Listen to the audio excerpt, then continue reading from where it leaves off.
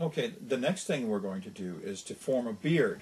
And I'm going to be using a Royal Coachman dyed Indian rooster neck. It's sort of a medium grade. You don't really have to use a high grade hackle for this type of situation. And I'll take one of the medium sized middle feathers, pluck that out, and then we're going to use this as the beard for that streamer pattern. And I'll splay those barbules. I'm going to tie that in by the tip, like that. Okay, and then I'm going to eliminate that excess right now. Take my hackle pliers that I use for forming the peacock herl body, attach that, and begin to wrap that forward towards the eye of the hook, wet fly fashion.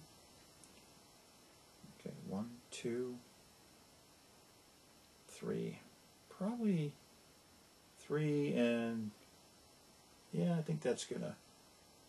3.5. Tie that off with a couple turns, and then get rid of that excess stem. Okay.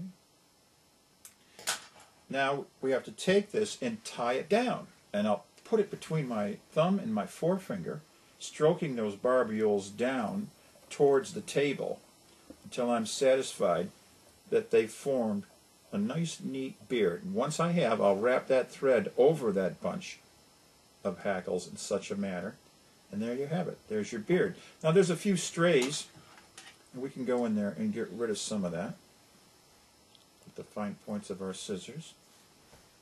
Just get rid of some of those strays. Okay.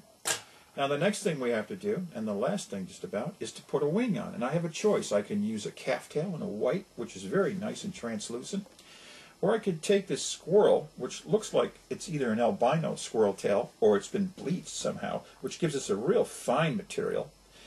The traditional would be, I suppose, the calf tail. You could use deer hair, but it's a little coarse and kind of hollow. It doesn't have that fineness that I like for streamer wings. Bucktail's kind of nice for doing jigs and stuff because it's so resilient, but I want something that's going to undulate underwater nicely. There's a nice piece of white calftail. It's amazing how calftail has such a translucence to it. I'll cut that for the wing. Okay, just about there. Get rid of some of this finer stuff at the base by pinching the middle of that, eliminating some of the bulk, you might say. Get rid of some of that. Keep these nice and even as you can. Okay, keep everything nice and tight, even. There we are. Now we take this bunch, and I'm going to make my first wrap by keeping the thread short completely around that bundle of wing material. Bring that down. See how that first wrap went underneath it? Okay, or around it completely. Now, but your first wraps have to be kind of nice and even and light in terms of pressure. Subsequent wraps can be heavy. Make sure that wing is positioned to where you want it. It looks good. And pinching that between your fingers, I'm going to trim just a bit at an angle the forward protruding butts. And then I'll continue to wrap that towards the eye of the hook with the black thread. Build that up somewhat.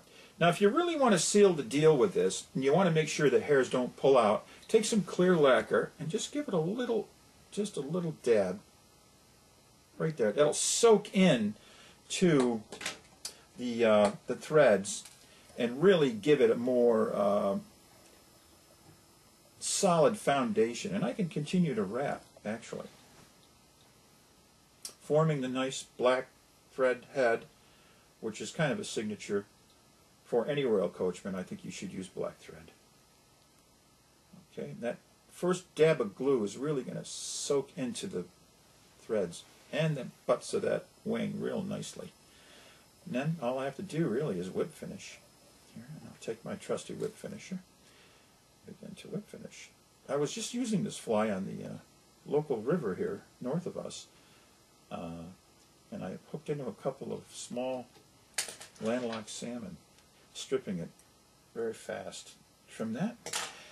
And we'll let that dry off nicely, and then once it's dried off, I'll come back and give it a coat of the black lacquer, which is a black nail polish, or your favorite black lacquer. Well, thanks a lot for joining me for this pattern. You know, streamers we don't fish enough of, and they are the big fish flies, and it's fall time around here in central New York. And that's when I like to throw streamers the best, is in the fall. So thanks again from Mickey's Bait and Tackle.